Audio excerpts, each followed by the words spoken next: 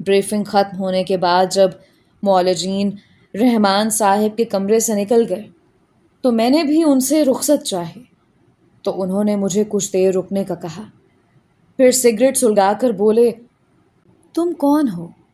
میں ان کا سوال سن کر حیرت زدہ رہ گیا۔ میں عبداللہ ہوں، آپ جانتے ہیں؟ نہیں، میں وہ جاننا چاہتا ہوں جو اب تک نہیں جانتا۔ بہت سے سوال ہیں میرے ذہن میں، مگر میں انہیں ترتیب نہیں دے پا رہا، لیکن اتنا مجھے یقین ہے کہ تم کچھ اور ہو، اوروں سے کچھ سوا، کچھ الگ۔ میں نے بات ٹالی، آپ کا واہمہ ہے، میں باقی سبھی کی طرح ہوں، بلکہ شاید ان سے بہت کم، بہت عام۔ لیکن انہوں نے جیسے میری بات سنی ہی نہیں۔ ساری تفتیشی ٹیم اس پر اسرار عورت کی کھوج میں تو تھی، لیکن ہم میں سے کسی کے وہم و گماں میں بھی نہیں تھا کہ وہ ریحان ہی کی دوسری شبیہ ہوگی۔ میں نہیں مان سکتا کہ یہ صرف تمہارے وجدان کی کاریگری تھی کہ تم نے ریحان سے شام کے بعد ملنے کی خواہش ظاہر کی، اور پھر دھاگے سے دھاگا جڑتا گیا اور سبھی کڑیاں آپس میں یوں ملتی گئیں کہ آج لیلا کا پورا کیس ایک کھلی کتاب کی طرح ہمارے سامنے ہے۔ اب تم ہی کہو، میں اسے کیا کہوں؟ کچھ دیر چپ رہا۔ آپ اسے وجدان کہہ لیں یا الہام، سچ یہی ہے کہ میں صرف ریحان کے اندھیرے سے خوف کی کہانی سن کر اس کے گھر گیا تھا، اور نہ جانے کیوں مجھے پہلے دن ہی سے اس عورت کی شبیہ میں کچھ ایسا اسرار جھلکتا نظر آیا کہ مجھے اس کا تعلق لیلا کی موت سے جڑتا محسوس ہوا۔ میں خود بھی یہ بات تبھی جان پایا کہ ریحان ہی وہ عورت ہے جب میں نے اس کے جوتے کا سول ساحل پر پایا۔ شاید قدرت کچھ راستے خاص میرے لیے ہی کھولتی گئی، اور آپ کا کیس حل ہوتا گیا۔ اتنے میں میز پر پڑے فون کی گھنٹی بج اٹھی۔ رحمان صاحب نے فون اٹھایا۔ دوسری جانب سے کسی نے کچھ کہا۔ رحمان صاحب نے جلدی سے کہا، ٹھیک ہے، ہم ابھی وہاں پہنچتے ہیں۔ انہوں نے فون رکھ کر میری جانب دیکھا۔ ریحان اپنے حواس میں آ چکا ہے اور تم سے ابھی ملنا چاہتا ہے۔ ٹھیک آدھے گھنٹے کے بعد ہم شہر کے سب سے بڑے ہسپتال کے مرکزی دروازے کے قریب پہنچ چکے تھے۔ سامنے کچھ بھیڑ تھی اور راستہ بند تھا۔ پتہ چلا کہ کوئی مریض دم توڑ گیا ہے اور اس کی میت لے جائی جا رہی ہے۔ قریبی عزیز، چند رفقا اور آس پاس کے چند راہگیر کاندھا دینے کے لیے جلدی سے آگے بڑھے۔ مجھے یوں لگا جیسے انسان اپنی پوری زندگی میں بس اتنا ہی کماتا ہے جتنے لوگ اس کے جنازے کو کاندھا دینے اور اس کے آخری سفر میں 4 قدم ساتھ چلنے کے لیے موجود ہوتے ہیں، باقی سب ضائع ہو جاتا ہے۔ انسان کا سب سے بڑا نفع خود انسان ہی ہوتا ہے، اور یہی وہ سب سے قیمتی سرمایہ ہے جسے وہ اپنی زندگی کے دوران مختلف ادوار میں نقصان کی صورت میں کھو دیتا ہے۔ کیسے کیسے بیش قیمت لوگ ہمارے ہاتھوں سے پھسل جاتے ہیں۔ یہ بے رحم وقت کیسے ڈاکہ مار جاتا ہے کہ ہمیں خبر تک نہیں ہوتی، اور کوئی ہمارے درمیان سے ہمیشہ کے لیے اٹھ کر چل دیتا ہے، اور اس کے بعد صرف یادیں، پچھتاوے اور افسوس باقی رہ جاتا ہے۔ میں انہی سوچوں میں گم تھا کہ رحمان صاحب کی جیپ نے ایک لمبا سا موڑ کاٹا اور ہم ہسپتال کے مرکزی راہداری کے بالکل سامنے والے پورچ میں پہنچ گئے۔ رحمان صاحب نے میرے کاندھے پر ہاتھ رکھا، جاؤ، جا کر اسے مل لو۔ آپ نہیں آئیں گے میرے ساتھ؟ نہیں، اس وقت وہ صرف تم سے ملنا چاہتا ہے۔ میری موجودگی میں وہ کھل کر بات نہیں کر پائے گا۔ میں سامنے کھڑے مستعد اور چاقو چوبند سپاہی کے ساتھ مختلف راہداریوں سے ہوتا ہوا نفسیاتی اور اعصابی مریضوں کے لیے مخصوص کمروں تک پہنچا۔ سپاہی نے 13 نمبر کمرے کی طرف اشارہ کیا، جس کے باہر پہلے ہی 2 پولیس کے محافظ پہرا دے رہے تھے۔ میں دروازہ کھول کر اندر داخل ہوا تو کمرہ بالکل یک بستہ ہو رہا تھا۔ شاید کمرے کے مرکزی ٹھنڈا کرنے کے نظام کو اس کے آخری درجے پر رکھا گیا تھا۔ کمرے میں فرنیچر کے نام پر صرف پلاسٹک کی 2 کرسیاں پڑی تھیں، اور اسے کمرے سے زیادہ بیرک کہنا مناسب ہوتا، کیونکہ چوکور کی بجائے مستطیل ساخت کی دیواریں دور تک بڑھ گئی تھیں۔ فرش پر بے داغ سفید ٹائلز لگے ہوئے تھے، اور ریحان سامنے والی دیوار کے ساتھ ٹیک لگائے زمین پر بیٹھا ہوا تھا۔ کمرے میں روشنی کا انتظام کچھ اس طرح تھا کہ آنکھوں کو مانوس ہوتے کچھ وقت لگتا تھا۔ آہٹ سن کر ریحان نے سر اٹھایا، لیکن یہ تو وہ ریحان نہیں تھا جسے میں جانتا تھا۔ وہ ریحان تو بے حد سجا سنورا، نہایت نفیس اور نازک سا تھا، جبکہ میرے سامنے بیٹھا شخص آنکھوں کے گرد گہرے کالے حلقے لیے، چہرے پر برسوں کی تھکن، بال الجھے ہوئے اور کئی دن کی بڑی شیو کے ساتھ بیٹھا تھا۔ میں نے کبھی پہلے والے ریحان کے چہرے یا لباس پر شکن نہیں دیکھی تھی، لیکن اس ریحان کے لباس اور چہرے پر اتنی زیادہ شکنیں تھیں کہ یوں لگتا تھا جیسے زندگی نے عمر بھر کی بے شکنی کا حساب لے لیا ہو۔ کچھ دیر کے لیے میں اس کی یہ حالت دیکھ کر دروازے پر ہی جمع رہ گیا۔ پھر ریحان ہی نے ابتدا کی، تم آ گئے عبداللہ، میں تمہارا ہی انتظار کر رہا تھا۔ میں اس کی جانب بڑھا۔ یہ تم نے اپنی کیا حالت بنا رکھی ہے؟ وہ تمہیں اگر اس طرح دیکھتی تو اسے کتنا دکھ ہوتا۔ ریحان نے ایک گہری سی سانس لی۔ جب سارے شہر کے آئینے ہی ٹوٹ جائیں تو پھر بننے سنورنے سے کیا فائدہ؟ میں نے تم سے معافی مانگنے کے لیے آج تمہیں یہاں بلایا ہے۔ میں نے اپنی پوری زندگی میں دانستہ کبھی کسی کو ذرا برابر بھی تکلیف نہیں پہنچائی، لیکن میری وجہ سے تمہیں بے حد اذیت اٹھانی پڑی۔ تمہیں ہتھکڑیاں لگائی گئیں، شدید بیماری کے عالم میں تمہیں اس تندور نما حوالات میں راتیں کاٹنی پڑیں۔ ہو سکے تو مجھے معاف کر دو، میں یہ سب نہیں چاہتا تھا، لیکن یقین جانو میں بے اختیار تھا۔ میں نے ریحان کا ہاتھ پکڑ لیا۔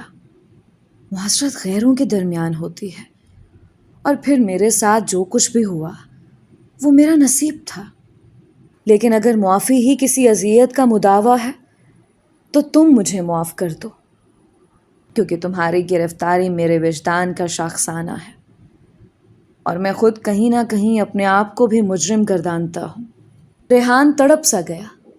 نہیں، بالکل نہیں، جسے تم گرفتاری کہتے ہو، اصل میں یہ میری پہلی رہائی ہے۔ میری ٹوٹی پھوٹی اور اندر سے کئی حصوں میں تقسیم شخصیت کے اتنے ریزے ہو چکے ہیں کہ اب ان کی کرچیاں چننا بھی میرے لیے ممکن نہیں رہا تھا۔ میری روح کی قابض نے میرا سب کچھ لوٹ لیا، اور اس کا واحد علاج اسے پابند سلاسل ہی کرنا تھا۔ وہ ابھی تک میرے وجود پر اپنے پنجے گاڑے ہوئے ہے، اور میری راتوں کا اندھیرا اب بھی اتنا ہی خوفناک ہے۔ کاش تم میری زندگی میں لیلا کی موت سے قبل آئے ہوتے تو شاید میری ساری جمع پونجی نہ لٹتی۔ کاش۔ بولتے بولتے ریحان کی آواز بھر آ گئی، اور شدید ضبط کے باوجود اس کی معصوم آنکھوں سے 2 آنسو ٹپک پڑے۔ آنسو کیا تھے، تیزاب کی 2 بوندیں تھیں جو میرے دل کی پوری کائنات کو پل بھر میں جلا کر خاکستر کر گئی۔ ہم انسان کتنے بے بس، کتنے معذور ہوتے ہیں کہ صرف زبانی ہمدردی کے علاوہ کسی اپنے کا غم تک اپنے اندر اتار کر اس کا بوجھ بھی ہلکا نہیں کر سکتے۔ میں نے آگے بڑھ کر اس کے ہاتھ تھام لیے۔ مجھے یوں لگا کہ میرے سامنے بیٹھ کر رونے والا ریحان نہیں، کوئی 7-8 سالہ بچہ ہے جس کا سب سے پیارا کھلونا کوئی اسی کے سامنے توڑ کر چلا گیا، اور وہ کچھ بھی نہیں کر پایا۔ میں نے ریحان کی آنکھوں میں جھانکا۔ میری ایک بات مانو گے ریحان؟ معصوم سے بھولے بچے نے سر اٹھا کر گردن ہلائی۔ میں نے اس کے ہاتھ مزید مضبوطی سے تھام لیے۔ جب میں یہاں سے چلا جاؤں تو تنہائی میں خوب زور زور سے چیخ چیخ کر رونا، اتنا رونا کہ یہ فلک پھٹ جائے، اور اس آسمان سے پرے کی گلابی دھند میں تمہیں لیلا کا چہرہ دکھائی دینے لگے۔ مجھے یقین ہے تمہارے آنسو اس دھند کو چیر کر اس تک ضرور پہنچیں گے، پھر اسے جی بھر کر باتیں کرنا۔ مجھے یقین ہے وہ اب بھی مسکرا کر تم سے بات کر لے گی۔ ریحان نے پھر اسبات میں سر ہلایا۔ اس کی آنکھوں سے بہتا پانی مسلسل میری ہتھیلیوں کی پشت کو بھگو رہا تھا۔ زمانے کے لیے وہ ایک قاتل تھا، لیکن کیا کبھی کسی نے اتنا معصوم قاتل بھی دیکھا ہوگا؟ مجھے کچھ یاد آیا، اور ہاں، مجھے تم سے اپنے ایک اور جھوٹ کی معافی بھی مانگنی ہے۔ میں نے تمہیں لیلا کے آخری جملے کے بارے میں جو بات کہی تھی، وہ صرف اس پر اسرار عورت کا کھوج لگانے کے لیے میری ذہنی اختراع تھی۔ پتہ نہیں کیوں اور کب میرے ذہن میں وہ بات آئی اور میں نے کہہ دی۔ مجھے اپنے اس جھوٹ پر بے حد شرمندگی ہے۔ ریحان کی آنکھوں میں حیرت تھی۔ لیکن تم نے تو کوئی جھوٹ نہیں بولا۔ میں نے خود اس رات نیچے جھانک کر دیکھا تھا۔ تم لیلا کے گرتے ہی چند لمحوں بعد اس کے قریب پہنچ گئے تھے اور ٹھیک اس کے سرہانے بیٹھے ہوئے تھے۔ ضرور لیلا نے تم سے کچھ بات کی ہوگی، مگر تم اپنی دگرگوں ذہنی حالت کی وجہ سے یاد نہیں رکھ پائے۔ اب حیران ہونے کی باری میری تھی۔ میرا ذہن سائیں سائیں کرنے لگا، تو گویا میری زبان سے جو لفظ ادا ہوئے تھے وہ میرے ذہن میں ٹھیک اسی وقت نہیں آئے تھے جب میں ریحان سے اس کے گھر گالف کورس میں ملا تھا۔ لیلا کی زبان سے ادا ہوئے وہ لفظ میرے سوئے ہوئے ذہن کی کسی دراز میں بند رہ گئے تھے، اور صبح جب مجھے پولیس نے ساحل سے گرفتار کیا تو میرے جنون کا وہ دور حسب معمول میری یاد سے محو ہو گیا۔ لیکن جب ریحان میرے سامنے آیا تو یاد کی کھڑکی سے لیلا کا وہ جملہ ہو کے ایک جھونکے کی طرح آیا اور میری زبان سے ادا ہو گیا۔ مجھے انسانی ذہن کی بھول بھلائیوں اور اس کے کرشموں سے ایک بار پھر خوف محسوس ہونے لگا۔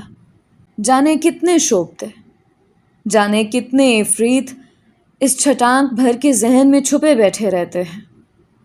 اس ذہن کی موجودگی میں شاید ہر انسان ایک چلتا پھرتا آتش فشاں ہی تو ہوتا ہے جو کسی بھی وقت دھماکے سے پھٹ سکتا ہے۔ ریحان کی اس حالت کا ذمہ دار بھی صرف اور صرف یہ ذہن ہی تو تھا۔ میں بہت دیر تک ریحان کے آنسو پونچھتا رہا۔ کاش اس کے اندر بیٹھی وہ قابض قاتلہ میری رسائی میں ہوتی تو میں اس کو تصرف کے لیے اپنا ناکارہ وجود پیش کر دیتا کہ یہ جسم بوسیدہ تو اب خود دیوانگی کی راہ پر گامزن تھا۔ ریحان نے مجھے بتایا کہ فی الحال نفسیات دانوں اور ڈاکٹروں نے اس کی ہمزاد سے اس کی جان چھڑانے کے لیے نیند کو بطور ڈھال استعمال کرنے کا فیصلہ کیا ہے، اور سر شام ہی اندھیرا ہونے سے قبل ریحان کے جسم میں ایک خاص مقدار میں نیند کی دوا تحلیل کر دی جاتی ہے، اور مغرب سے لے کر صبح دیر تک ریحان سویا رہتا ہے۔ لیکن بقول ریحان اسے ڈر تھا کہ یہ ترکیب زیادہ عرصہ چل نہیں پائے گی، کیونکہ وہ بہت پہلے خود بھی یہ نسخہ آزما چکا تھا۔ شروع میں تو اسے نیند آ جاتی تھی، لیکن رفتہ رفتہ بے چینی شروع ہونے لگی، اور چند دن بعد تو وہ اس کے خوابوں پر بھی قابض ہوتی گئی۔ نتیجتاً ریحان کو دورے پڑنے لگے اور اسے نیند کی دوا ترک کر دینی پڑی، اور پھر اس وقت اپنا ضبط کھو ہی بیٹھا جب ریحان نے مجھ سے یہ پوچھا کہ کیا میں بھی اسے ایک قاتل سمجھتا ہوں، اور کیا میں کبھی ریحان کے لیے دعا کروں گا۔ میں جواب دیتے ہوئے رو پڑا کہ میری اور میری دعاؤں کی کیا اوقات ہے۔ ہاں، البتہ اگر اوپر والے کے سامنے ہاتھ پھیلا کر اور گڑ گڑا کر مانگنے ہی کو دعا کہا جاتا ہے تو میں یہ مشق ریحان کی گرفتاری سے بھی پہلے سے کر رہا ہوں کہ یا مالک، اس انسان کو صبر دے، سکون دے اور ہمت عطا کر۔ میں بہت دیر سے ریحان کے ساتھ بیٹھا تھا اور مجھے باہر کے گزرتے وقت کی اطلاع صرف روشن دان سے چھنتی دھوپ کے مختلف زاویوں سے ہی مل رہی تھی۔ دھیرے دھیرے شام قریب آ رہی تھی۔ میں نے نماز بھی ریحان کے کمرے میں ہی ایک صاف چادر بچھا کر ادا کی، اور ریحان سے بھی کہا کہ وہ نماز کی پابندی کی کوشش کیا کرے۔ ریحان نے مجھے بتایا کہ بچپن میں یعقوب ڈرائیور کے ساتھ وہ ہمیشہ جمعہ اور عید کی نماز کے لیے ضرور جاتا تھا۔ یعقوب کی بیوی، جو ریحان کی روحانی ماں کے برابر تھی، اس نے اسے نماز اور صورتیں یاد کروائی تھیں، لیکن پھر دھیرے دھیرے وہ سب بھولتا گیا۔ میں نے اسے یقین دلایا کہ چاہے وہ مذہب کو بھلا بیٹھا ہو، لیکن مذہب اسے کبھی نہیں بھولے گا، اور جس دن ریحان باوضو ہو کر جائے نماز پر کھڑا ہوگا، اسے خود بخود سب یاد آ جائے گا۔ خود میرے ساتھ بھی تو یہی ہو چکا تھا۔ مذہب ہمارے اندر آتی جاتی سانس کی طرح زندہ رہتا ہے۔ جب ہم سانس لینا نہیں بھولتے اور کوئی ہمیں سانس لینا سکھاتا بھی نہیں، تو پھر مذہب ہمیں کیسے بھول سکتا ہے؟ بس کچھ طریقہ کار سیکھنے کے لیے کبھی کسی رہبر اور کبھی ماحول کی ضرورت پڑتی رہتی ہے۔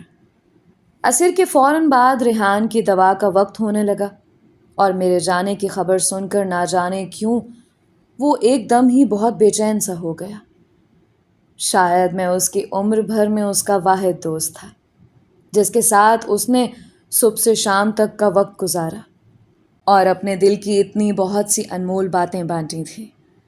اس نے میرا ہاتھ پکڑ کر عجیب سے درد بھرے لہجے میں التجا کی، پھر آؤ گے نا عبداللہ؟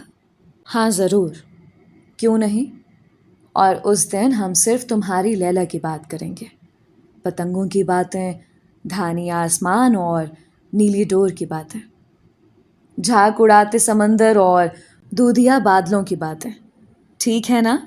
وہ بہت خوش ہو کر بولا۔ ہاں بالکل ٹھیک ہے، لیکن پکا تم آؤ گے نا؟ ہاں بالکل پکا۔ میں نے مسکرا کر اس کا ہاتھ تھپ تھپایا، اور ہیڈ نرس نے ریحان کے بازو میں نیند کی دوا انجیکٹ کر دی۔ میں ریحان کی پلکیں بوجھل ہونے تک وہیں اس کے سرہانے بیٹھا رہا۔ نیند کی سرمئی پری نے دھیرے دھیرے اپنے پنکھ اس کے اوجھل پپوٹوں پر پھیرنا شروع کر دیے۔ ریحان کی پلکیں بھاری ہونے لگیں، لیکن سوتے سوتے بھی آج اس کے ہونٹوں پر ایک معصوم اور دھیمی سی مسکان موجود تھی۔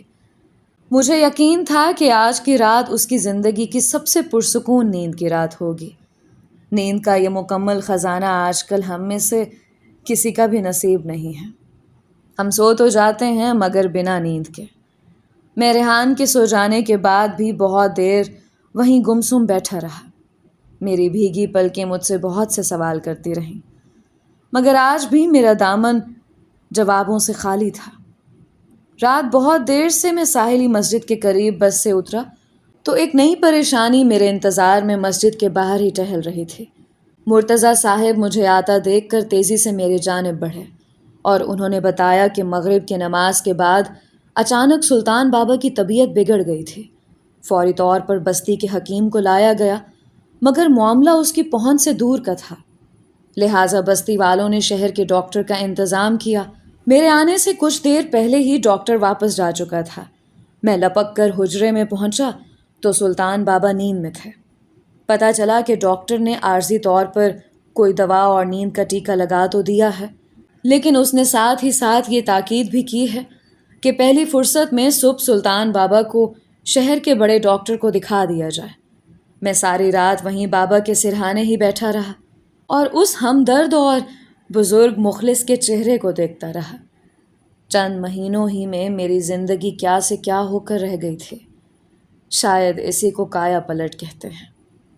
لیکن کتنی عجیب بات تھی کہ اس پوری راہ میں نے زہرا کے علاوہ کوئی اور خوشی نہیں دیکھی تھی۔ ساحر کی زندگی جتنی ہموار تھی، عبداللہ کی زندگی اسی قدر دشوار اور ہچکولوں سے بھری ہوئی تھی۔ کبھی کبھی تو مجھے یوں محسوس ہوتا تھا کہ جس جذبے کو ہم نے خوشی کا نام دے رکھا ہے، وہ کہیں بھی اپنا وجود نہیں رکھتا۔ شاید کسی غم کا نہ ہونا ہی اصل میں خوشی ہے، ورنہ سب طرف غم ہی غم ہوتا ہے۔ حسب معمول فجر کے وقت سلطان بابا کی آنکھیں میکانکی انداز میں کھل گئیں۔ ہمارے ذہن میں لگے الارم کلاک کی سوئیاں بھی سوتے ہوئے بالکل ٹھیک کام کرتی ہیں۔ میں نے انہیں آنکھیں کھولتے دیکھ کر ان سے پوچھا، آپ مجھے اتنا کیوں ستاتے ہیں؟ سلطان بابا کے نحیف چہرے پر ہلکی سی مسکان آ گئی۔ ستایا تو اپنوں ہی کو جاتا ہے میاں، اور پھر جسے عبداللہ جیسا تیماردار میسر ہو وہ بار بار بیمار نہ پڑے تو اور کیا کرے۔ میں نے منت سماجت کر کے انہیں کم سے کم حرکت کرنے پر آمادہ کیا تو انہوں نے وضو کے بعد بیٹھ کر اشاروں سے نماز ادا کی۔ سورج نکلتے ہی میں نے رحمان صاحب کو فون کر کے کسی سواری کا بندوبست کرنے کی درخواست کی، اور ٹھیک پونے گھنٹے بعد ایک بڑی سی آرام دہ کار سمیت وہ خود مسجد کے باہر موجود تھے۔ ہم نے سفر کے دوران بھی اس بات کی حتی الامکان کوشش کی کہ سلطان بابا کے جسم کو راستے کے ہچکولوں سے بچایا جائے، کیونکہ رات والے ڈاکٹر کی بھی یہی ہدایت تھی۔ شہر کے بڑے ہسپتال کے ڈاکٹر نے سلطان بابا کو معائنے کے دوران ہی ہسپتال میں داخل کرنے کی ہدایت کر دی۔ میں اور رحمان صاحب راہداری ہی میں موجود تھے۔ جب ڈاکٹر صاحب مریض کے معائنے والے کمرے سے باہر نکلے، ہم دونوں ان کی جانب لپکے۔ ڈاکٹر نے ایک گہری سانس لی۔ ان بزرگ کو ماضی قریب میں کوئی سر کی شدید چوٹ لگی ہے شاید۔ جی، کچھ حادثہ ہو گیا تھا۔ ڈاکٹر نے سر ہلایا۔ تو میرا اندازہ درست تھا، کچھ پیچیدگی ہو گئی ہے، لیکن میں حتمی رائے تب ہی دوں گا جب ان کے تمام معائنوں کی رپورٹ میرے پاس آ جائے گی۔ اللہ خیر کرے گا۔ ڈاکٹر میرا کاندھا تھپ تھپا کر آگے بڑھ گیا۔